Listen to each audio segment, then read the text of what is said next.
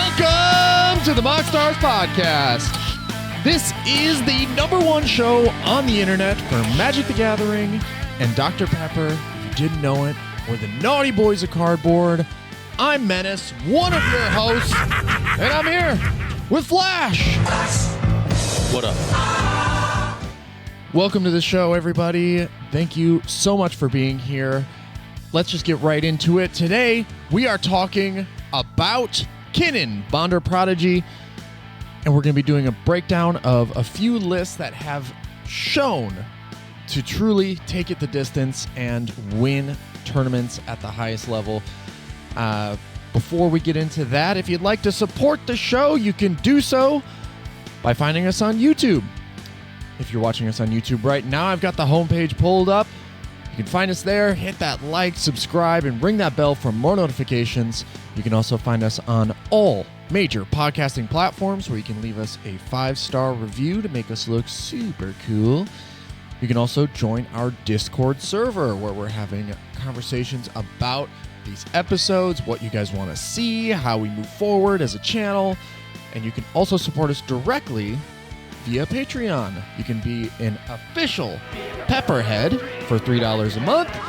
You can also be a cherry vanilla Pepperhead like K Mr. K, UWP Quirt, Will Rule, and now DMun82. Thank you guys so much for your support and that's it. Showing your support. I feel so loved. And it's right back at you. I love you guys too. Thank you so much. All right. One thing that is notable over this last week, so Flash, I'm just going to tell a story of coming down and seeing you at your place of work, and I brought something up. That's something that I was very curious about, and you agreed to this, that if we get 1,000 subscribers, if you can see on YouTube now, we're at 165. If we can get 1,000 subscribers and monetize this channel, Flash will appear on camera with me. Ain't that something? I did agree to that. Yeah. That is true. Yeah, and we'll do it like a dueling pianos setup. I'll change the setup on screen so we're like face to face and like debating things, and then we'll have cards pop up in the center. We'll do the whole production. Obviously, as you move forward, we hit that 200 mark. We hit that 300 mark. Things will change, and we sort of evolve. I've been feeling like going through and updating a bunch of stuff as well. So the ultimate goal, getting that 1,000 subscribers so that we can get Flash on screen. Woo, woo, woo, woo, woo. Don't do it. He's been you're adverse to it, aren't you? Yeah. That accurate. Yeah. Okay. The more motivation than ever for all the people out there. All right. Besides Kinnan, which like we've talked about now, Blue Farm and Sisay Weatherlight Captain. I feel like Sisay is one of those decks that like keeps evolving and keeps changing with the more legendary permanents that come out and more combos that become present. And Blue Farm, is a deck that even we were on record saying that it is figured out. Now, there is, an argument to say that the deck that we're talking about today, the Commander Kinnan Bonder Prodigy, is even more figured out than Blue Farm is, but there's not really much to say or do about it. Kinnan is just that good. So, Flash, if you have Kinnan in front of you, would you mind telling us what he does? Here we go. Kinnan Bonder Prodigy, 1 blue, 1 green, legendary creature, human druid, 2/2. Whenever you tap a non-land permanent for mana, add 1 mana of any type that permanent produced. Second ability, blue-green 5-card list. Look at the top 5 cards of your library. You may put a non-human creature card from among them onto the battlefield. Put the rest onto the bottom of your library in a random order. Yeah, so this card's gross. It is a human for 2 mana that is essentially a magnifying glass for all of your mana dorks, your mana rocks, like some of the strongest cards in the game, some of the most efficient cards in the game. And then not only that, but it combos with other rocks and stuff like that that go mana positive, or in the particular of one of them allows itself to untap. So Kinnan came out of Ikoria, which doesn't feel like that long ago, but out of all of the decks that we've talked about so far, weird that Kinnan has the worst conversion rate, has a conversion rate of just under 17%, but is still number 3 in conversion, and it's barely just behind cEDH. So there's a world, and maybe this is like 4 instances away from it surpassing cEDH, like 1 error, in play. So it's that close. That's after this, like it goes to Tivit at number 4, and it is a dramatic drop off down to 59 top 16 conversions, where Kinnan sits at 83, cEDH at 87, and then just to put into like perspective how crazy Blue Farm is, Blue Farm has 184 conversions, which is, I just like, yeah, that's why it's number 1. That's why it's number 1. It is over double. So, Kinnan today, as we dive into it, you can see, if you're watching us on YouTube, there are some tried and true Kinnan pilots out there who are putting up repeated results, like Owen Barry or Ian Flannery, otherwise known as Comedian, Tyler Buck of Play to Win. So there are a few lists that I've picked out from here just to show off what Kinnan can do. So let's get into the first one. We are talking about Comedian's list. So let's get right into it. Kinnan at the helm, we have 1 battle, which is Invasion of Ikoria, and 1 Planeswalker, which is in pretty much every list. Tezzeret the Seeker is like everything that you want for Kinnan. For 3 and 2 blue, you have a legendary Tezzeret Planeswalker that allows you to +1 untap up to 2 target artifacts, so you can generate even more mana if that is what you seek to do. Pun intended. And then you can also -X, which is really the only ability you should ever activate with Tezzeret, which is search your library for an artifact card with converted mana cost X or less and put it onto the battlefield. Then shuffle your library. And the number 1 artifact that you're going to want to search for if you're playing Kinnan is Basalt Monolith. And Flash, what the hell does Basalt Monolith do? Artifact, 3 colorless, doesn't untap during your untap step. You can tap to add 3, or you can pay 3 to untap it. Yeah. This was the first card, I think, popped up on Reddit when Kinnan was spoiled. Was, people were just like, oh, wow, this goes mana positive with Basalt Monolith. Because Basalt Monolith Mesmeric Orb is like this, a combo, so you can just infinitely untap it. But once you can generate an additional mana because of your commander off of this, you then start straying into that infinite territory. And so Kinnan plus Basalt Monolith nets you infinite colorless mana. And there are a few ways in the deck to like filter that mana or to use it in different ways. But Tezzeret the Seeker is a Planeswalker that searches that out immediately and is essentially a win condition, in the deck. Allows you to just put 1 and 1 together for the dub. As we roll into the creatures in this Comedian list, as you can see, there are 27 creatures, which this is the norm now moving forward after we've figured out, how Kinnan works.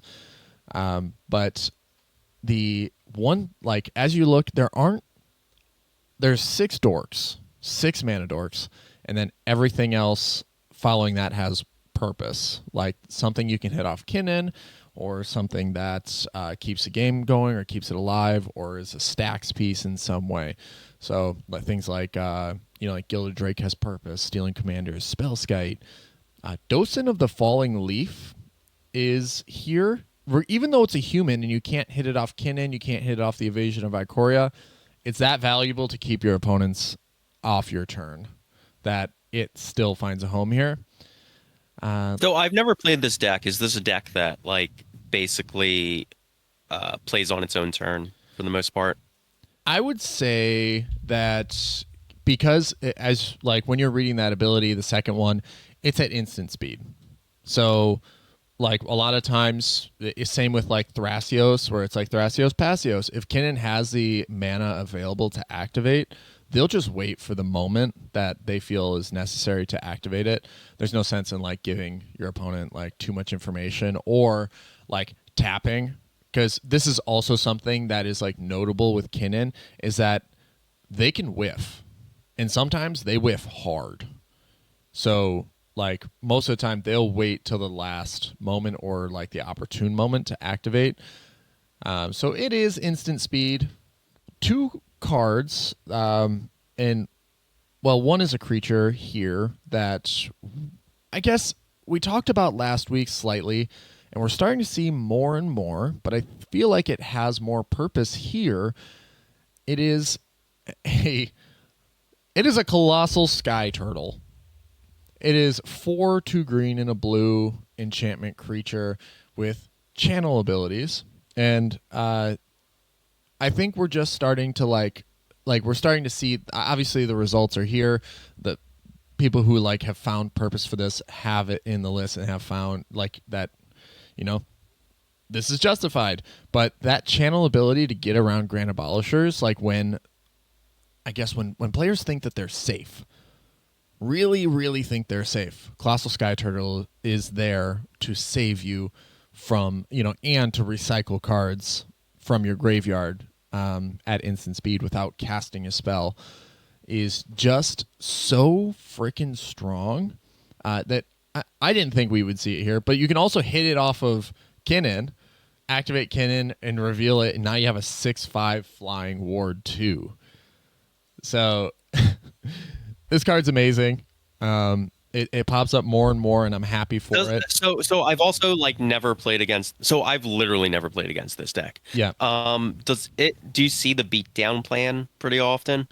Just like if it just comboing's not going off, it can just beat you down. Oh yeah. I mean, the thing is that Kinnan will usually when you're playing Kinnan, you want to identify if there's anyone on ad nauseam, you're going to identify them, and you're going to, on your first activation, if you have a way to beat them down, you're going to punch regardless, right? I think that's just known to punish anybody who is showing ad nauseam mana or showing that is a line that they're going to take. It's not, game plan number 1. In this list, there are a lot of creatures that have high power, high toughness, but more than anything, abilities that allow them to either remove or draw cards. I'd say it's very combo focused more than anything. That's what you usually have to watch out for. The rule that most players go by when they see Kinnan at the table is just kill Kinnan. If you keep Kinnan off the table, they can still interact. Because as we scroll down and go through the list, they have 18 instants here. So a relatively high level of interaction. And so if you keep Kinnan off the table, most of the time they're not, because it's 2 mana to cast and then 4. And so it's not that much of a hurdle, or it's not that high of a priority to protect it unless they're going for the win. So they would rather hold up their interaction to keep the game going. So you can almost hostage situation a Kinnan player to say Kinnan's dead. You better, you got to keep the game going if you want any chance to win. You can sort of put him in that position. That's the weak point is, right, this deck is fully centered around having Kinnan on the battlefield to make it, or to get to the finish line, which is ultimately why it has such a low percentage and conversion is just because it is fragile. Kinnan is, yeah, a 2/2. So it dies. Well, it dies to Doomblade, as you once said. So that's the important thing. Is it doesn't have ward, it doesn't have hexproof, doesn't have any way to protect it really. Do you need Kinnan in play for the setup to like build to that board state, or is it like do players not cast Kinnan until they're ready to go for it? Ooh, I think that's a case by case, but usually it's like Kinnan comes down as early as possible because it makes your Chrome Mox tap for 2. It makes your, Gotcha. Your Mana Crypt tap. So it builds the board state and then helps the win, I guess. Yeah. It's. I guess I'm trying to like. So then, do you as a Kinnan player have you played this deck? Yeah. I've played it and played against it. Yeah. Do you basically put it into play, set it up, get that extra like mana boost, and then like of course it gets removed, and then you wait for your next cast to like the next time you're casting it for 4 now, like that you're ready to win. Yeah, you can like hopefully you've developed your board state enough with the first cast, and then like in the turn or so in the interim that like now the second time you're casting them, you're not casting them to set up again, you're ready to win. Yeah, you're casting to like explode, right? Okay. Yeah. I mean, that's the beautiful thing, right? So out of all the rocks here, you start going mana positive at a certain point, and you also start going mana neutral once Kinnan, or like most rocks are mana neutral, mana negative. Like what Kinnan does is it allows you to chain into things. So like you can Arcane Signet into a Felwar Stone, into a Simic Signet, or into a Talisman, into a Simic Signet, and then all of a sudden your whole hand is spilled out, and you have the mana to recast Kinnan, basically because Kinnan was sitting there. There's also like a couple really like, I guess, flexible pieces here, like Mirage Mirror. Allows you to go ahead and becomes a copy of target artifact, creature, enchantment, or land until end of turn. So you can have it become a copy of the One Ring, if your ring count is getting too high, or an opponent's One Ring, or whatever. So, yes, Kinnan is... You can mulligan pretty aggressively, like with this deck, like to get where you need to go. What's a good opening hand? Do you want just a bunch of rocks? Or a bunch of like rocks and dorks to just, and maybe like a piece that lets you find Basalt Monolith? Is that the idea? Yeah. You want either, so you're gonna mulligan for fast mana pretty much every single time. A land, a dork, and a Rhystic Study or a Remora, like get your card draw back to make up for the mulligan, or something that'll keep the game going. Like a Fierce Guardianship is not like land, dork, rock. Fierce Guardianship is actually pretty hot because you can turn 1 Kinnan for the Guardianship, and then or go into your dork and then set up for the following turn, and then you'll be able to basically explode. It's basically what you don't want to see are your payoffs. Like if you open if your opening hand has a Spell's Guide in it, that's acceptable. If your opening hand has Nezahal in it, you don't want that. You like you just mulligan that back in unless there is a payoff for the Nezahal that like a fear or like a Force of Will or Force of Negation or something like that. Kinnan mostly like is centered around dorks and artifacts, even though and then once you get into enchantments, it's so thin that like you're only running Mystic Remora, you're only running Rhystic Study, and this list has Sylvan Library, which we know sucks. Like I feel like a bunch of these lists have that too. I know, but it sucks. It is not a good card. But apparently, what is it? Do you have any insight into why it plays Sylvan Library? I haven't looked at any of the primers. I just imagine that like in Simic value, like engines like this, it is enough, to like see more cards to like, potentially pick up two more Yeah. rocks, like to pick up the land that you need or whatever. It's just like there's a I think there's a level of confidence required with Sylvan Library to say I'm going to cast this and then I'm confident it is going to come back around to me. And sometimes that card advantage is enough for the Kinnan player to just get the advantage they need. Okay. Yeah. Yeah. Like this is a deck that is hyper focused. And so there aren't a whole lot of like wiggle room. Like there isn't a whole lot of wiggle room. There aren't a whole lot of like slots up for debate. I think when Yeah, I mean, I think like it just likes drawing cards too, right? yeah. A lot of these lists are playing traditionally non-optimal card drawing cards as well.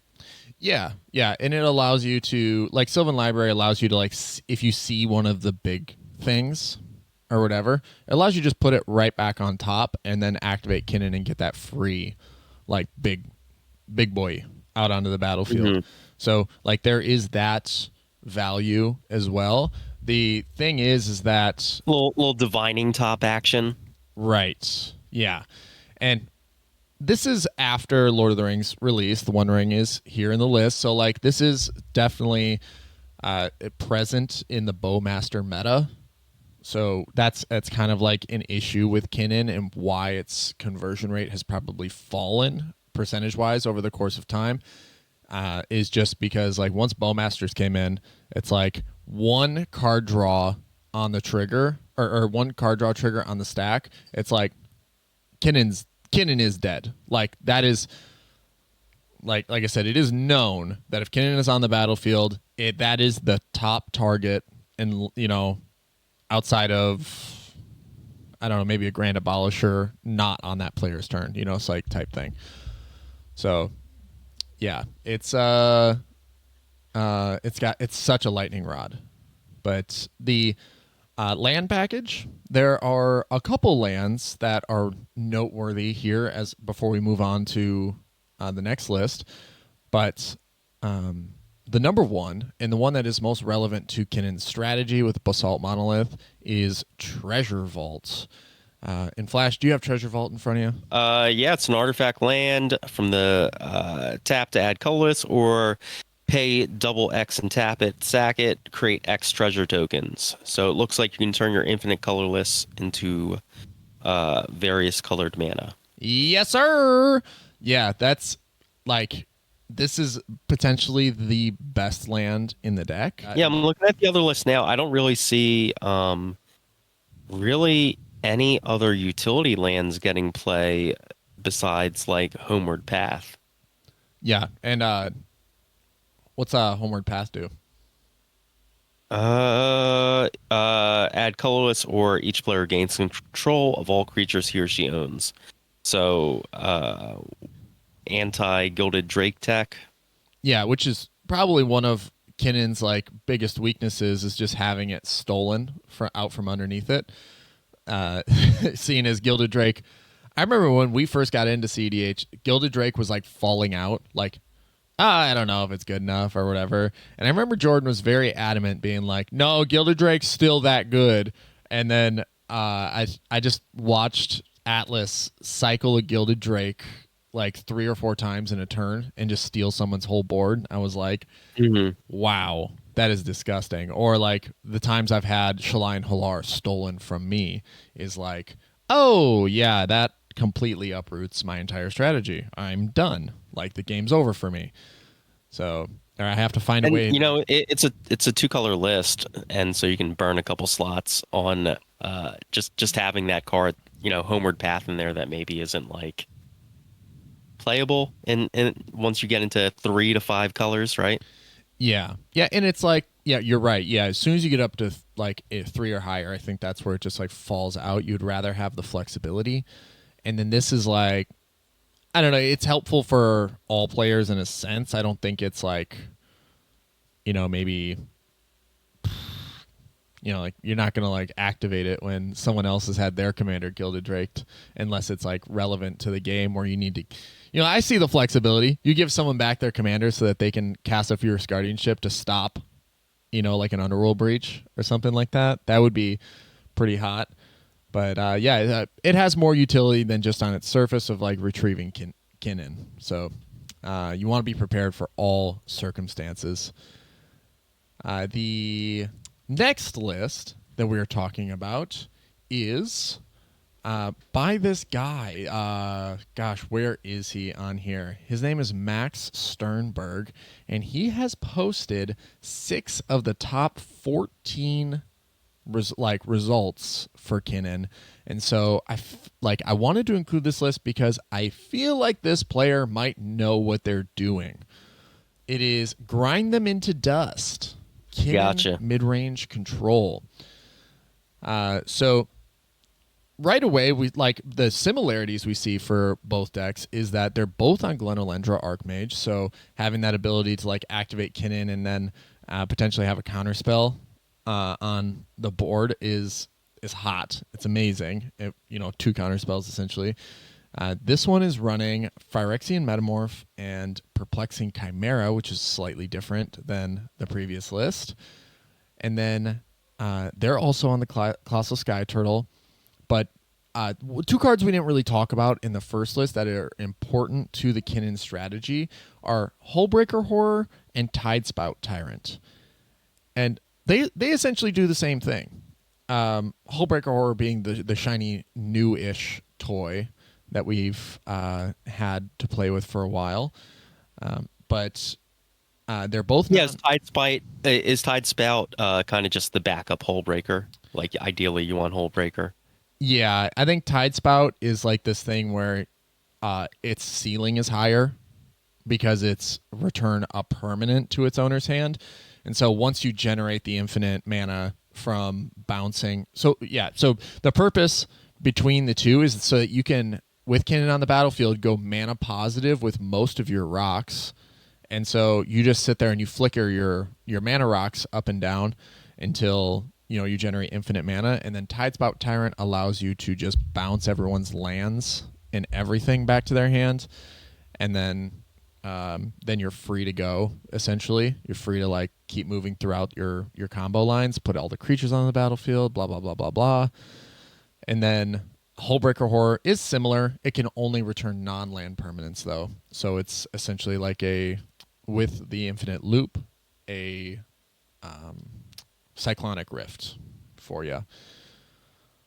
But yeah, the payoff here with infinite mana is you basically run through your deck and you activate Thrasios, draw everything, and then put... this deck actually isn't running a Thassa's Oracle, which is a little shocking. I don't think any of the lists you sent me are. Yeah, I think it's through Finale of Devastation and then recycling like your library. So... That would be. I think that, to me, after looking through the lists, that is the primary win condition that a lot of these decks seek out, is to spill all of their creatures out onto the battlefield, and then cast a finale for infinitely big and give everything haste. So, and then swing out and win the game. That is effective. I would say that like before, maybe it was a Craterhoof line, but we have better creatures than that. Yeah, none of these decks are playing Craterhoof. Yeah, we just have better options than that are more versatile to cEDH, that allow you to either draw cards or copy spells or tap for triple mana or completely shut the game down like Void Winnower. So... No, this list too, this Grind Them into Dust is, looking at the various ones you sent, like is the most like hyper focused on just doing its thing. Yes. Yeah, and I think that this player like has spent the time. Like they've clearly entered, I don't know, I can't even like, I don't know how many tournaments, but to be able to put 6 of the top 14 like results up says that this is a very committed Kinnan player. So they've figured out what works for them. They've figured out what works for the deck, and it is no frills, all business lines of play. Trinisphere is here. They've cut the Sylvan Library. They're smart. Like they know that doesn't work. So yeah, they've the one thing they're not playing, which no, they are on Transmute Artifact and Fabricate. Love to see it.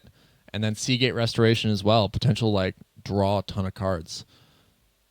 No, this Yeah, is I mean that's all this deck wants to do. It wants to find its combo pieces and draw cards yeah. to find its combo pieces. Like, these lists are all pretty focused. Yeah, out of all the lists, this one does seem to be the strongest. Like, it just, like I said, all business up front and doesn't fool around. So, I love this one. This is a really great, really great Kinnan list. Going on to the next one, we have Play to Win's very own Tyler Buck. Play to Win hosted a cEDH tournament maybe 6 months ago, and Tyler took it home. He took it all the way. He took it the distance, and so this is the list that he entered into that. And as you look at the creatures, it is the exact same creature pile, minus a couple of copies, or with the addition of a couple copies, as the previous list. Tyler has just opted to include Clever Impersonator and then Altered Ego. So basically, Clever Impersonator can enter the battlefield as a copy of any non-land permanent on the battlefield, so you can get yourself a One Ring. It's a creature as well, so it's it's like one of those things you hit off Kinnan, and it is just that utility piece to like copy whatever the strongest thing on the field is. And then Altered Ego can only really come into play as a copy of a creature, but maybe that's coming in as a Gilded Drake. Maybe it's coming in as a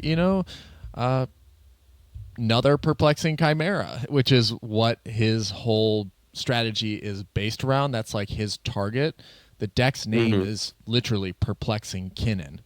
So Tyler is always looking for the Chimera just to sit there and copy it or like exchange control of like spells, since ultimately Kinnan, when you get to where you're going, you're not casting spells, right? You're just activating Kinnan and continuously putting creatures on board and building advantage.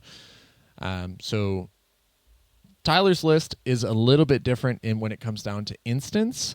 Has focused on like a green instance like Crop Rotation, even Archdruid's Charm, which we talked about when Murders of Karlov Manor came out. But this is, I guess it does have the utility you need. You get to search your library for a creature or land and then put it onto the battlefield if it's a land. Otherwise, put the creature in your hand. You get to basically have something deal its damage or deal its power as damage to another target creature. Yeah, +1/+1 counter and fight. Yep, and then exile a One ring tech. Yeah. So this has it's good at it. It has 3 relevant modes in this deck. Like, one of those 3 is always going to be good here. Right, and it deals with the other thing that Kinnan hates is like Kenrith's transformation. Like things that take its abilities away, and so that's really great tech here, actually, like the Archdruid's Charm. And then we keep rolling through. The one thing I didn't say at the top of the show is we are doing a giveaway this week, and for all you pepperheads out there. But I was doing a little bit of digging, and when you look at Moonsilver Key, I had no idea that it is $6.50 for the foil version of it. So part of our giveaway this week is a couple copies of Moonsilver Key. So you can build if you feel inspired by this episode to play Kinnan, boom, you're already blinging out your deck. You are one step closer, my friend. And then you also get a set of MoxStars tokens, which are super rad. And every time someone gets them in their hands, they weep tears of joy. Yeah, no. You finally sold me a set, and they're great. They look great in person. Yeah, they I want to get more. I just want to have like a million of these, and I want to like make wallpaper out of them. I want to make wrapping paper for like Christmas presents and stuff. Just get this everywhere, every part of my life. I want to get a playmat with the treasure token art. They're just that sick. So that's our giveaway this week. But Moonsilver Key is present here in all of these Kinnan lists. It's a really great card and does exactly what you need for like the list, which is essentially tutor for your Basalt Monolith. It's a 2-mana artifact that has pay 1, tap, sacrifice, search your library for an artifact card with a mana ability. So now, is this is this a very linear deck? Like, it seems like there are so many cards that are literally just based around how do we find Basalt Monolith and get into play? absolutely. Okay. Oh, yeah. There's another artifact here in this list that we didn't see in the other list, but it was in the comedian sideboard, and that is Moon Snare Prototype. And this is an interesting artifact. Flash, do you have that one in front of you? Yeah. Cost blue. Tap an untapped artifact or creature you control to add colorless, or it has a channel ability, which is probably the relevant thing. Blue and 4 colorless. Discard Moonsnare Prototype. The owner of target non-land permanent puts it on the top or bottom of their library. So pretty much, what is the target for the channel ability there? I would imagine that it is a Grand Abolisher, like it's some, Okay. or a Docent of the Falling Leaf, for like your opponents. Now, as far as what it could do for you, I guess it does have flexibility where if for whatever reason there's removal and you have the mana for an activation plus the channel mana, you could put one of your like your Hullbreaker Horror back on top if you can't. I don't know. Like there are a couple things. Like you could put your big baddie on top and then reactivate Kinnan and put it back onto the battlefield. That is probably the least used form of that channel ability, but it is removal that more than anything. It is removal without casting a spell, and that's it's kind of playing. I think every decent channel spell, right? yeah. I mean, as we roll down Otawara, Boseiju, like those are both they're the two best channel lands. And they're both present. I think anything that includes green is playing Boseiju. Anything that includes blue is playing Otawara. I don't think any of these lists are hyper recent, but with that in mind, does it include the I keep forgetting the name of it, but the new land that's basically has a channel type ability? Thrawn Gates or whatever? Wait, which one? Is it Thrawn? It's not Thrawn Gates from Modern Horizon. It 4 colorless, and it does a pseudo channel thing. Huh. No, I'll have to look and see what that is. I know that some are starting to adapt to Shifting Woodlands. Okay. Yeah. Maybe that's the one I'm thinking of, Shifting Woodlands. Yeah, it's Delirium. It has Delirium on it, and it's 2 and 2 green, and it becomes a copy of target non-land permanent in your graveyard. So nope, not the card I was thinking of. Okay. Yeah, Shifting Woodlands is something that I can see like decks maybe like teching in to see what happens if they throw the Basalt Monolith in the graveyard, or it gets destroyed, or whatever, or it gets countered on the stack, so then you can just bring it right back, or essentially have it on the battlefield. I'd be very interested to see how this deck improves via like cards from Modern Horizons 3, but I guess, like I said, these lists are very much figured out. Like, now that we're here today, like, they've taken it to the absolute limit. There are very few spots for wiggle room. As we've seen, a lot of the creature piles are similar, like 27 creatures, 27 creatures, 27 creatures on the first 3 lists that we've talked about. Now that we've talked about like where Kinnan has gone and where it is today, where it'll be tomorrow, I don't know. Like, we still have to see some results from tournaments to see where it goes. Like, there's some newer cards like Flesh Duplicate from Doctor Who, but let's see where Kinnan started.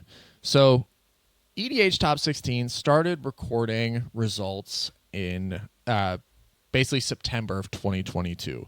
And so there was a tournament called Punt City, and the highest placing Kinnan list is what I chose. I think it placed like 30th.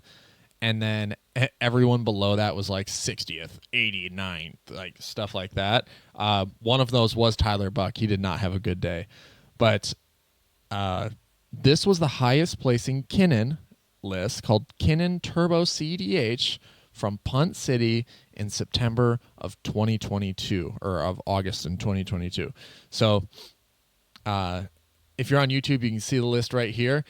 Has Tezzeret the Seeker.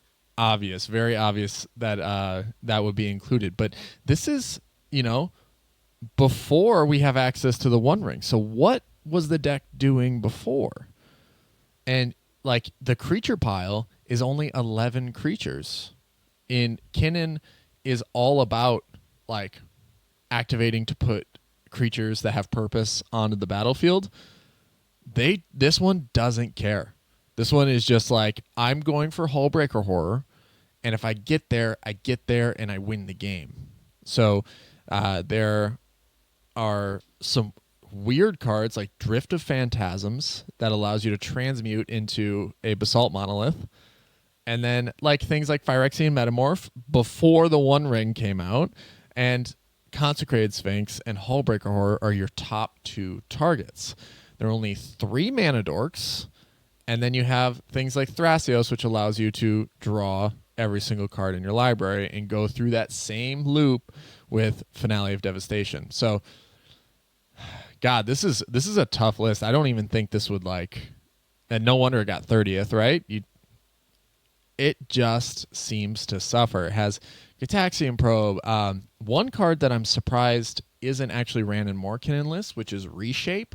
It's X blue, and as an additional cost, you sacrifice an artifact and search your library for an artifact with mana value, it would say mana value 3 or less, or X or less, and put it onto the battlefield. So it goes out and it gets your Basalt Monolith. It is a sorcery, so it's, subject to, very easily being countered. And then... hey, can I interrupt you for a second? Yeah. The land that I was talking about is from Modern Horizons 3. Commander, Talon Gates of Madara. Land, gate. When Talon Gates of Madara enters the battlefield, up to 1 target creature phases out. And you can tap to add a colorless, blah, blah, blah. Or you can pay 4, put Talon Gates of Madara from your hand onto the battlefield. Oh, yeah. Did exactly what I thought it could do. Does that have a home in Kinnan? Because it loves those channel abilities, and it hits a Grand Abolisher. Oh, yeah, because it phases the creature out. Ooh. That would have purpose. I feel like, yes. Yeah, you could play that. Like, if you're playing off your back foot like Kinnan likes to do, like waiting to activate or waiting to respond, that is like one of the that is probably a perfect piece of removal that is now a land as purpose beyond it. It's protection for Kinnan. Later in the game, it's, removal for that Grand Abolisher. It's phasing out creatures is probably the strongest. I don't want to say it's the strongest form. I guess but like hitting as far as like commanders go, it's the strongest form of commander removal because it forces them to wait all the way until the next upkeep. So, I love that. That's a great ability. Boom! Finally broke Kinnan. Broke it. It's good. Now it's going to be first place in every single tournament. The conversion rate's going to go crazy. But yeah, this list obviously dated. It's got 26 instants where all the other lists were around 17 or 16. As the game has evolved, we've just found that, I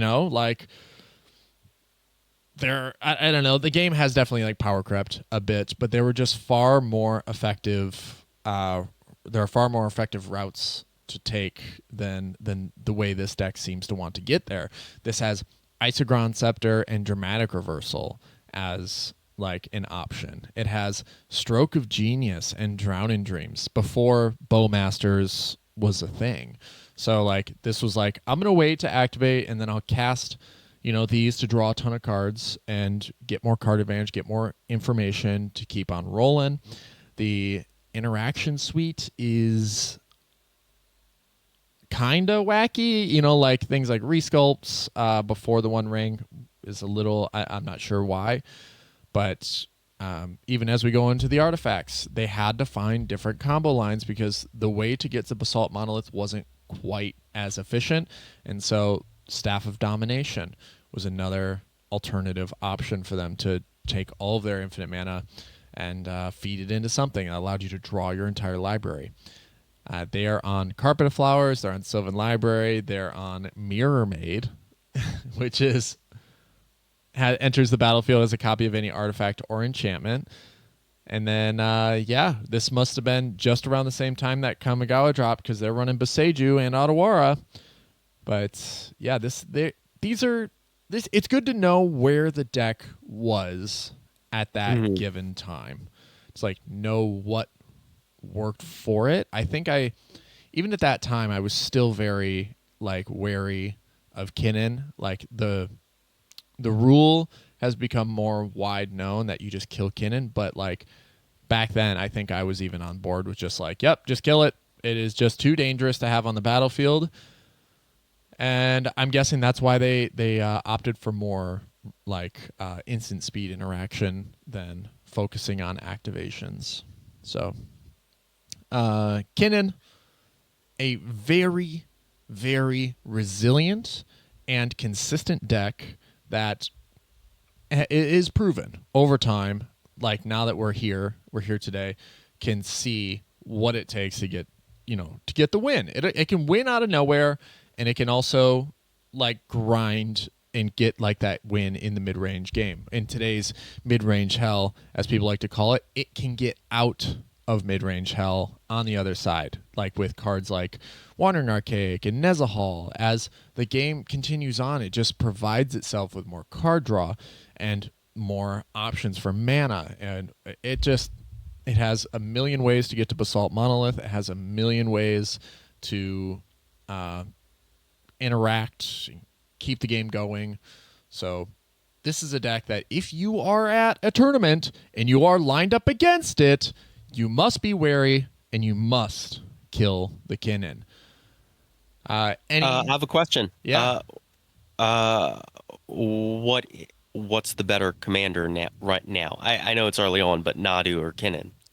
Well, it's funny you say that because I was doing a little research this morning and scrolling through the EDH top 16 and the top commanders, and I was wondering, I'm like, wow, the last couple weeks have seen quite a few tournaments happen, and EDH top 16 only ranks decks if they played at a tournament size of 64 or larger. And so I went through and I scrolled down and I was like, oh man, I'm probably not going to see NADU on the top or on the first page. And it is at number 34 right now. It has 7 conversions with 22 attempts. So at nearly 32%, because it is new, it has one of the highest, if not it is the second highest that I can see on conversion rate for all decks on EDH top 16. So if you're looking at the percentages, NADU is technically better, but we have not adapted to, what it is that NADU is doing. People haven't quite put the cards in there, put them together. And overall, I think Kinnan is going to be the thing that perseveres, where I think, we talked about NADU and whether or not deserves a ban. But then you brought up the point that NADU is playing a lot of cards that would either be considered fringe or not competitive, or they would be considered casual in any other sense without NADU at the helm. So without NADU, those cards just become dead. And with So is it then the solution is NADU is just a kill on site commander? Yeah, essentially, right? And that's what the format is sort of becoming, is this, hey, Stella Lee was a new card from Outlaws of Thunder Junction, which was kill on sight, because it is, on its third on its third cast of the turn, it's game over. So that was the type of like deck that you would see. Is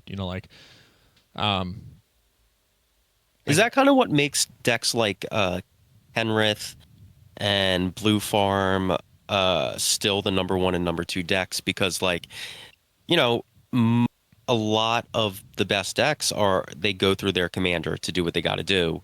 And if you're just killing their commander on site, it stalls them enough.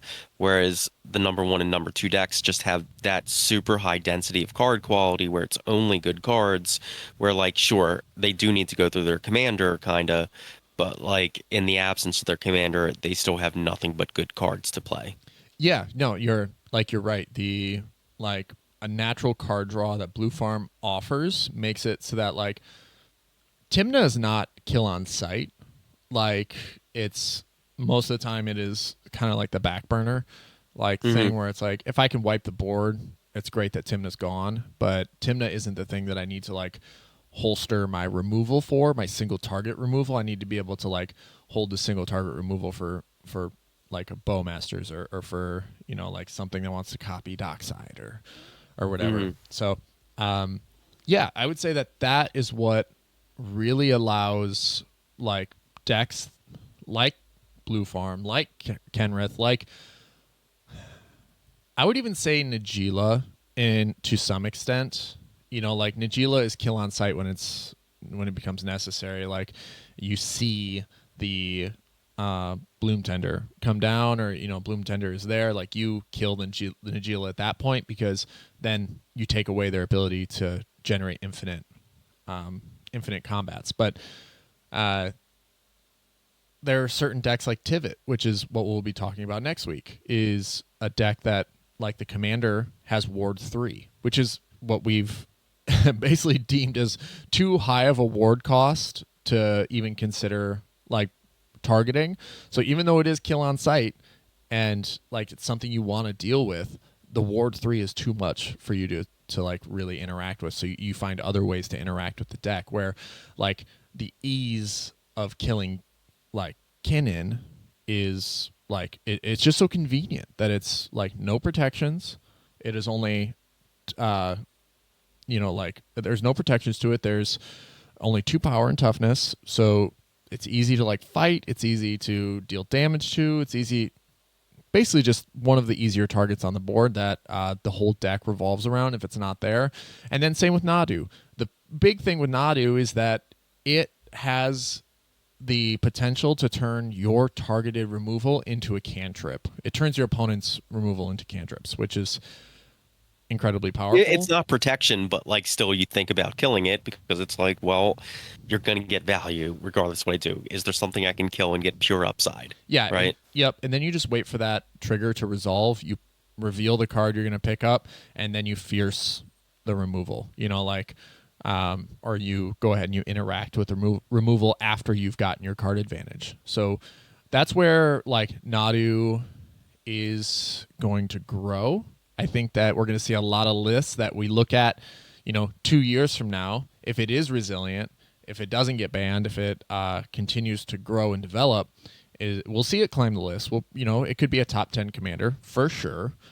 It just does its own thing so well, and it just, I don't know. Right now it's just so efficient. So when it comes down to like Kinnan versus NADU, Kinnan still I'm way higher on at the moment. I think it's just more resilient than NADU is, because once the guard is down with NADU, which is sometimes easy to bait out, depends on how experienced the player is. Will ultimately do, it's do or die. Pilot makes all the difference. So, yeah, I guess that's what I would say. Kinnan over NADU at the moment. Any other thoughts on Kinnan before we get the heck out of here? No. Interesting deck. Like I said, I've never played against it, so. Yeah. One day you'll get there, and you'll start to see why it's such a kill on sight thing. Hopefully, the lessons you've learned today will make your targeted removal sway that direction. So, and I'm tapped out as well on Kinnan. I'm ready to get the heck out of here. Thank you all so much for listening to the podcast today, checking out this episode on Kinnan, Bonder Prodigy. If you'd like to support the show, you can find us on YouTube, where you can like, subscribe, and ring that bell for more notifications. And if you are this far into the episode and you have not thumbs up and you have not subscribed, what are you doing? What the heck are you doing? You can also support us on Patreon directly, like our Pepperheads, our official Pepperheads, and our Cherry Vanilla Pepperheads. Will Rule, K Mr. K, UWP Quirt, and now Demon82. So thank you guys so much for supporting the show. You can also join our Discord server, and you can also participate in this week's giveaway, which, as we were talking about before, is a set of MoxStars tokens and 2 copies of Foil Moon Silver Keys, which I gotta say, those tokens legit, they rule, man.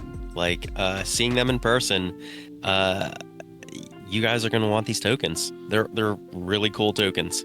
Yeah, and we're working on the next set. I'm gonna put a poll in the Discord server this week, asking people what they want to see for tokens if we were to make more. So I've got a few in mind. I think an energy token would be really cool.